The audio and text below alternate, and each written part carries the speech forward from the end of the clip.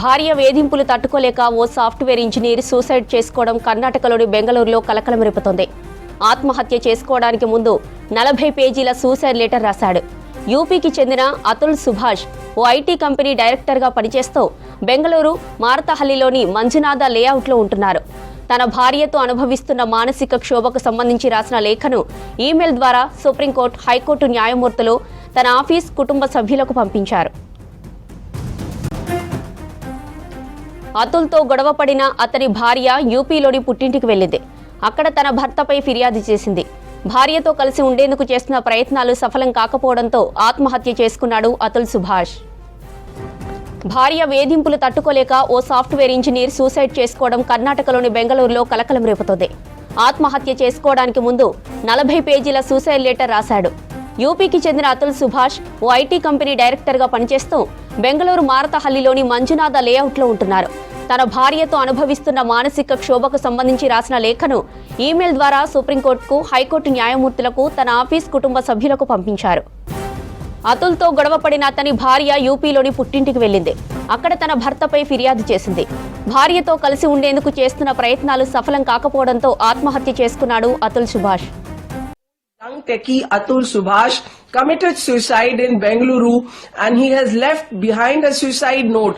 Some pages are typed, some pages are handwritten, and he says 9 police complaints have been registered against me. There are false charges of murder, dowry harassment, and also domestic violence.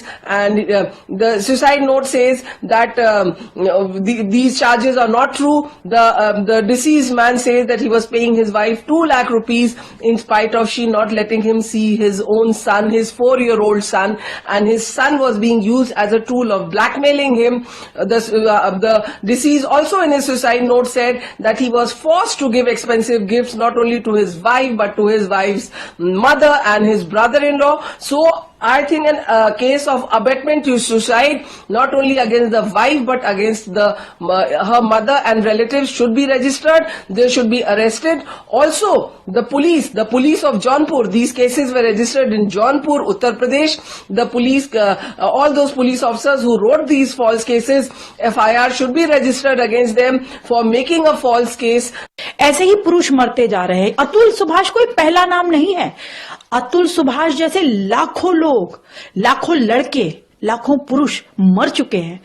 34 साल का अतुल सुभाष को कितना मजबूर कर दिया। The system has failed. किस तरीके से बायसनेस है सिस्टम में। सिर्फ लड़कियों की सुनवाई होती है, लड़कों की कहीं सुनवाई नहीं होती।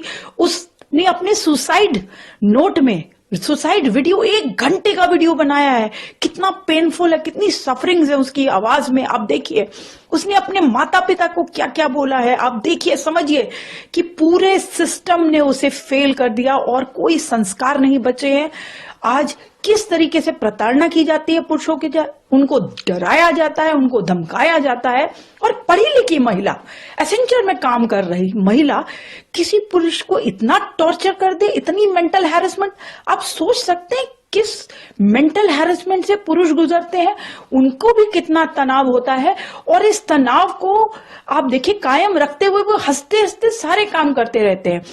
तो कहा कि पापा वहाँ का जो मीडिएशन का जो जज है, चाहे जो भी लोग है, वकील है, चाहे जज है, जो भी है, वो वहाँ की कानून व्यवस्था जो लॉ है अपने भारत का, उस लॉ से नहीं चलता है। लोग क्या बोले थे आपके बेटा आपको? उनको हो क्या रहा था? उनको कुछ नहीं। उनको तो 40 बार बेंगलोर, कम से कम 40 बार गया होगा बेंगलोर से जौनपुर।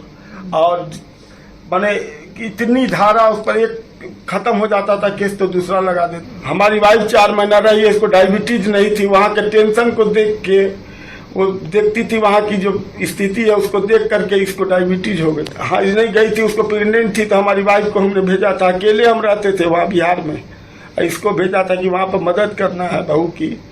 वहाँ का जो देखती थी ना, उसका जो आचार विचार, इसको देख करके थोड़ा सा इसको भी बहुत टेंशन होता था, लेकिन बोलती नहीं थी। हमारे